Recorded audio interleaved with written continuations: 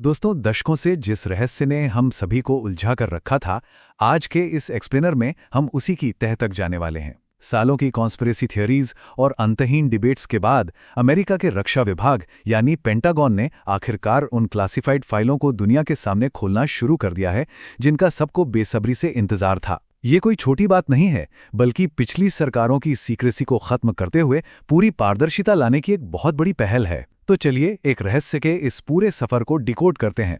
जल्दी से देख लेते हैं कि आज हम किन पहलुओं पर बात करने वाले हैं।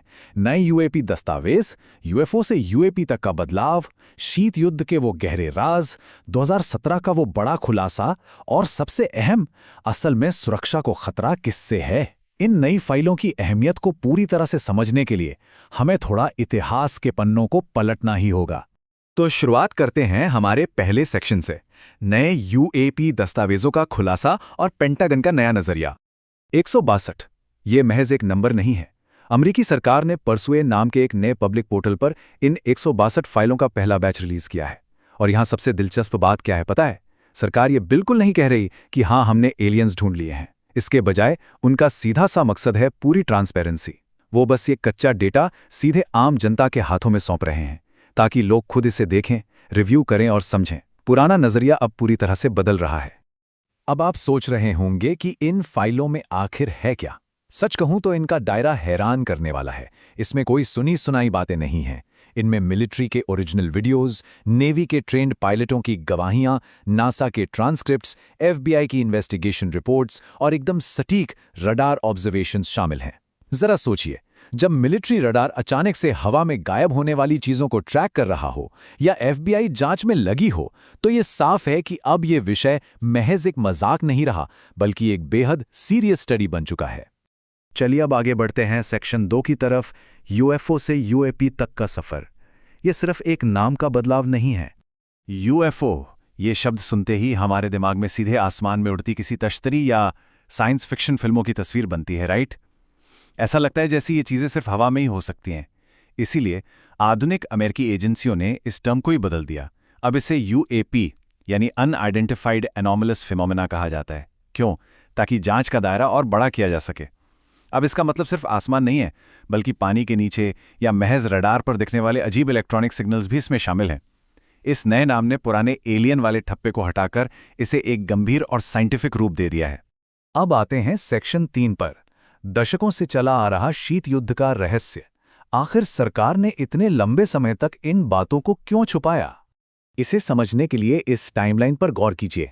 कहानी शुरू होती है 1947 के मशहूर रॉजवेल इंसिडेंट से, जहां सेना के बार बार बदलते बयानों ने अफवाहों को जबरदस्त हवा दी। फिर 1952 से 1969 तक वायुसेना का प्रोजेक्ट ब्लू बुक चला। 1960 के दशक में जब शीत युद्ध अपने चरम पर था, अमेरिका और सोवियत संघ के बीच भारी तनाव था। और 1965 वो साल था जब आसमान में अजीबोगरीब चीजें देखे जाने की खबरें अपने पीक पर थीं। असल में जैसे जैसे मिलिट्री के सीक्रेट टेस्ट बढ़ रहे थे, आम जनता का डर भी उतना ही बढ़ रहा था। अब जरा देखिए कि जनता जो देख रही थी और जो असलियत थी, उसमें कितना बड़ा फर्क था। लोगों को लगा रोजवेल में कोई फ्लाइंग डिस्क गिरी है, जबकि वो प्रोजेक्ट मोगुल का एक टॉप सीक्रेट स्पाई बलून था, जिसे सोवियत टेस्ट्स पर नजर रखने के लिए बनाया गया था। लोगों ने ऊंचाई पर उड़ते अजीब एलियन क्राफ्ट देखे, जो असल में U-2 और SR-71 जैसे क्लासिफाइड जासूसी विमान थे। जो चमकती हुई धातु जैसी चीजें आसमान में दिखी, वो अक्सर सीक्रेट मिसाइल और रडार टेस्ट थे। सोचिए, आम लोगों ने अपने ही देश की एडवांस टेक्निक को गलती से एलियन स्पेसक्राफ्ट समझ लिया था। और जरा इस डेटा पर नजर डालिए, 12,000। प्रोजेक्ट ब्लू बुक के दौरान अमेरिकी वायुसेना ने 12,000 से ज्यादा ऐसे मामलों की जांच की थी। उस वक्त तो उन्होंने कह दिया कि ये सब बस मौसम के गुब्बारे या नेचुरल चीजें हैं। लेकिन सबसे बड़ी बात यह है कि आज पेंटागन खुद इस बात को मानता है कि उन 12,000 में से कुछ मामले ऐसे थे जो वास्तव में कभी सुलझे ही नहीं। वे आज भी एक गहरा रहस्य हैं। यहीं से एंट्री होती है हमारे चौथे सेक्शन की, 2017 का वो दौर जब ये मुद्दा फिर से गर्मा गया और मेन स्ट्रीम में आ गया। साल 2017 में द न्यूयॉर्क टाइम्स ने एक ऐसा विस्फोटक खुलासा किया जिसने सबको हैरान कर दिया। पेंटागन का एक सीक्रेट प्रोग्राम सामने आया और इसके साथ ही नेवी के 3 बेहद फेमस वीडियोस को आधिकारिक तौर पर असली माना गया। पहला था 2004 का टिक टैक इंसिडेंट, जहां एक टिक टैक कैंडी के आकार की वस्तु हमारे एडवांस्ड फाइटर जेट्स को आसानी से मात दे रही थी। दूसरा गिम्बल वीडियो, जिसमें हवा में एक चीज अजीब तरह से घूमती दिखी। और तीसरा गो फास्ट वीडियो, जो पानी के ठीक ऊपर बहुत तेजी से उड़ता हुआ दिखा। हालांकि कुछ एक्सपर्ट्स मानते हैं कि ये कैमरे के एंगल का इल्यूजन भी हो सकता है, लेकिन फुटेज असली है। लेकिन बात सिर्फ हमारी धरती की नहीं है। अपोलो 17 मिशन पर गए बज एल्ड्रिन जैसे दिग्गज और हाईली ट्रेंड एस्ट्रोनॉट ने भी स्पेस में अजीब सी चमकती हुई रोशनी देखने की बात कही थी।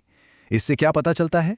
यही कि अंतरिक्ष में नेचुरल घटनाएं जैसे बर्फ के छोटे कण या मलबे से रिफ्लेक्ट होती रोशनी इंसानी आंखों को कितनी आसानी से धोखा दे सकती हैं। तो फिर चश्मदीदों की बातों पर कितना भरोसा किया जाए? चलिए इसके पीछे के विज्ञान को समझते हैं। पहला, रात का अंधेरा या बहुत ज्यादा दूरी चीजों को धुंधला कर देती है।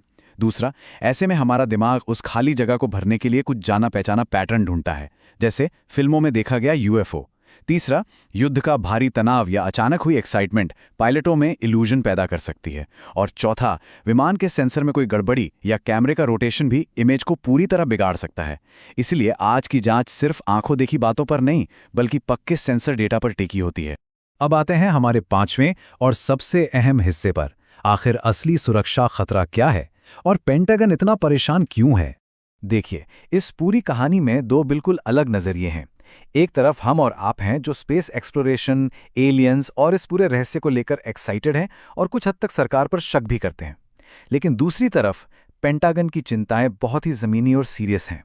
उनका डर ये नहीं है कि एलियंस आ रहे हैं, उनका डर है कि ये यूएपी कहीं विदेशी दुश्मनों की एडवांस जासूसी तकनीक तो नहीं।